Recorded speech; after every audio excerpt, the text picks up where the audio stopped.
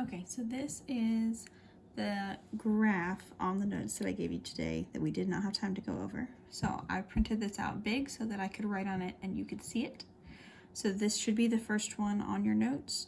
So we're just going to basically break this up into sections and then talk about what's happening in each section. So I'm going to start by just labeling them. So every part of the line, I'm going to give a different letter. And then we'll kind of talk about it, and it's easier to identify at that point.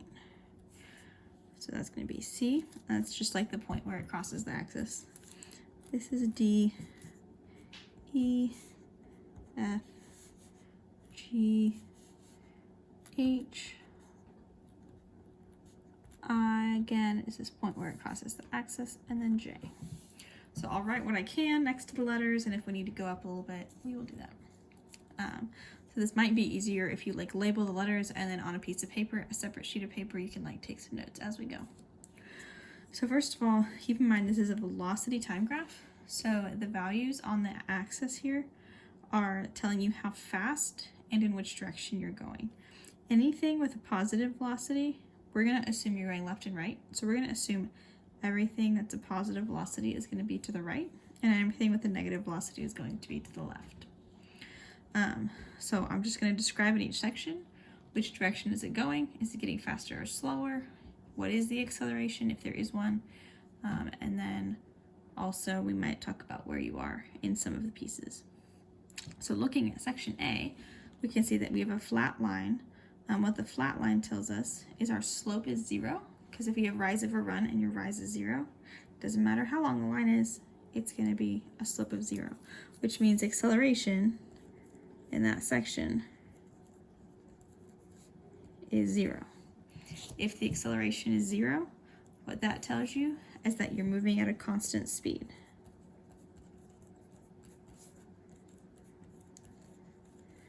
And if we want to know what that speed is, we just have to look at this side.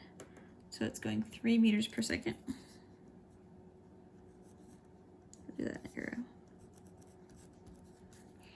And as far as direction goes, it's going to the right because it's a positive velocity. So it's moving to the right, whatever this object is. If you look at this section, we see that it's a downward slope.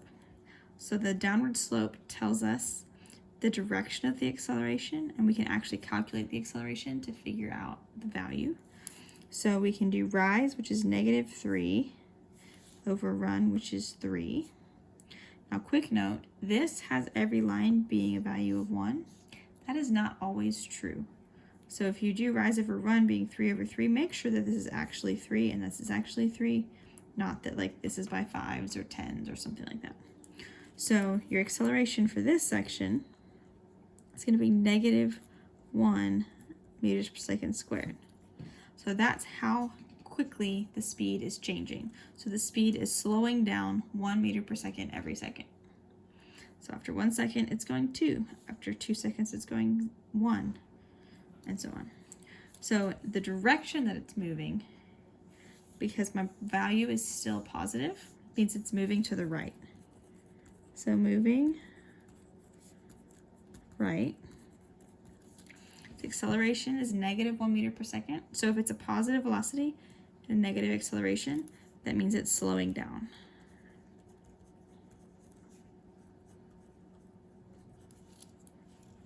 So it's the direction, telling us what the speed is doing, and our acceleration.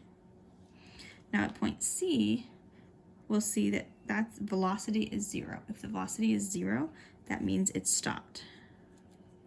So just at that instant, it has stopped. Now, if we want to figure out how far it's gone during this, we talked about this briefly earlier. If we want to figure out how far it went during this time period, so during the first 6 seconds, we could do the area of this. And I would make this, you can do it as a trapezoid, or you can do it as a rectangle and a triangle. So this rectangle is 1, 2, 3 by 1, 2, 3. So this has an area of 9. This section, triangle, 1/2 base times height. So it would be 3 times 3 times 1/2. So this would be 4.5, which means during the first 6 seconds, it has traveled 9 plus 14, or 4.5, so 13.5 meters to the right. So remember, it was going constant speed, started slowing down, stopped. And if I keep going, I notice the acceleration is not changing. So the acceleration down here is still -1. What has changed is the direction of my velocity. So now these are all negative values, which means I'm moving to the left now. If I'm moving to the left and my acceleration is negative, which is to the left, remember that means I am speeding up. So I'm speeding up. And again, remember, if your velocity is 0, you're not moving. As you get further from 0, you get faster. It doesn't matter which direction you're going, but you're getting faster. So I have the same acceleration as here, but I've turned around because I dropped below the axis. And I'm getting faster because my acceleration is negative and now my velocity is also negative. And then E is very similar to A. It's a flat line, which means my acceleration is 0. The main difference here is that now I'm going in the other direction. So this one, I'm moving to the left because my speed is -3 meters per second the whole time. By the way, I apologize if you can hear my washer running in the background. So that's that section. Now as I go to this section, I can see I go up. This is now a positive acceleration. So my acceleration is the slope, so rise of 2 over run of 2. So now I have an acceleration of +1 meter per second squared. But my velocity is still negative. It's still between -3 and -1. So if I have a negative velocity and a positive acceleration, I'm slowing down again. Which again, remember, if I'm getting closer to 0, I'm getting slower. So this direction is slowing down, this direction is slowing down. So I'm slowing down, and because my value of my velocity is still negative, I'm moving to the left.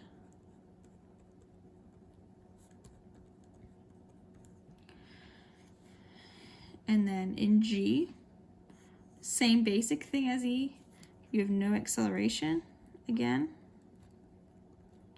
So that means I'm moving left still because I have a negative velocity still. And then I'm also moving at a constant speed of -1 meter per second. So it's slower than here, but other than that, it's similar behavior. I got 3 little things really close together here, which I'm probably going to have to write up here. But if I look here, again, I have a slope going this way. Now this is a little bit different slope. This isn't 1 anymore. So my rise over run, I'm going to go from here to here because it seems like it intersects here. So my rise of 3 for a run of 2, which means I have a velocity or an acceleration of 1.5. So 1.5 meters per second squared is going to be my acceleration on that side. Now again, keep in mind my value of my velocity is still negative. It's between -1 and 0. So I'm still moving to the left. And because I have a negative velocity and a positive acceleration, I'm slowing down again. Because again, I'm getting closer to 0 as far as my velocity goes, so getting slower. And then at I stopped again for an instant.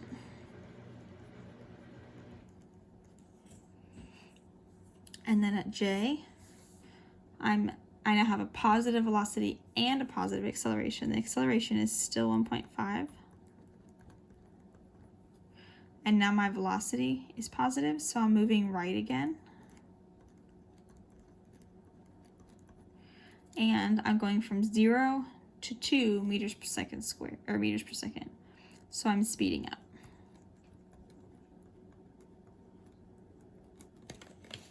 Okay. Now, one other thing that will occasionally be asked is when do you get back to the start? So Remember, position from here is the area. So I know that I moved 13.5 meters to the right during the first 5 seconds. So if I want to figure out when did I end up back where I started, well, I moved to the right, moved right, stopped, turned around, moved left, moved left, moved left, moved left, and then stopped again. So it's somewhere in here. So I just need to figure out when does the area underneath the line equal the area above the line. So I'm going to break this up into a few different shapes. So I have a triangle here. I'm going to do some work up here. So I have this triangle right here. We're going to just kind of follow that down like that. So I have a base of 3 and a height of 3. So I'm going to do 1/2 base times height. So it's 1/2 times 3 times 3, which is 4.5. So essentially this triangle and this triangle canceled each other out. So this ends up at the same point I started here.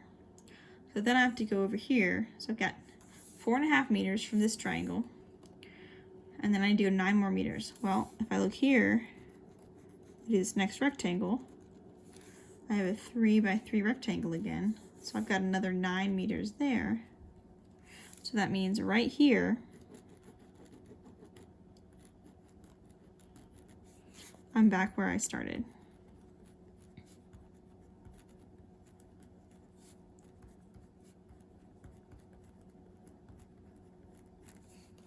Because I had a positive displacement here, I had a negative displacement here. At that point, nope, not that point. That point, the area above the axis and the area below the axis are equal. And so that tells us I'm back where I started. And then I keep going left for a while. So I'm going to end up to the left of where I went because I did not have enough area here to cancel out all of this. Okay, so that's velocity time graphs. I know that was kind of a lot. Again, you'll get more practice with these. Position time graphs are usually a little easier. Again, we don't really have the area here. It's not really a meaningful thing. So let's just kind of think about the sections. Let's see, I left the other one off at J, so we'll do K. So then if you want to take notes, we don't have any repeating letters. P, Q. Okay, so let's look at these different sections. So at K, I am at the starting point because I'm at 0 meters. And for the first 3 seconds, I am still at 3 meters. Which means this whole time, I'm sitting still. I'm stopped. I'm not going anywhere. My position is not changing. My location is not changing. So then from here to here, for L, I can see how fast I'm going. So this is one where I said, watch the axis. This is every 2. So when I'm doing a triangle, this is really from 3 to 11 seconds. So my rise, these are by 1. So my rise will be 8. My run will be from 3 to 11, which is also 8. So that's 1. And this is a speed, so 1 meter per second, which means I'm going that speed this whole time. This is a positive velocity, so I'm moving right at 1 meter per second. Okay? So I'm not speeding up or slowing down, I'm just going the same speed the whole time. And then when I get up to here to M, guess what? From 11 seconds to 16 seconds, I am 8 meters from where I started, which means I stopped again. Okay? Now in N, that's a really steep slope. So because it's negative, that tells me the direction that I'm going. So I'm moving left. Okay? And my slope is what will tell me how fast. So I'm going from 16 seconds to 18 seconds. And I'm going from 2 meters to 8 meters. So my rise is going to be -6. And my run is going to be 2. Remember, this is 16 to 18. So that means I'm going -3 meters per second. And I'm moving to the left because it's a negative. Constant speed the whole time. This is obviously steeper than this, so this is faster than this, which it is. Okay? And that O, again, from 18 seconds to 20 seconds, I have not moved. I'm still 2 meters from the start. So I'm stopped again. And then here in P, again, I'm moving. My slope is going to be rise, which is -2, over run, which is from 20 to 25 seconds. So that's going to be 0.4 meters per second. So this is pretty slow. I'm moving left because it's a negative.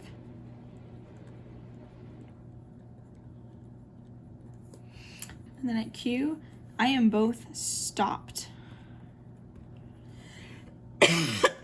And I'm back where I started.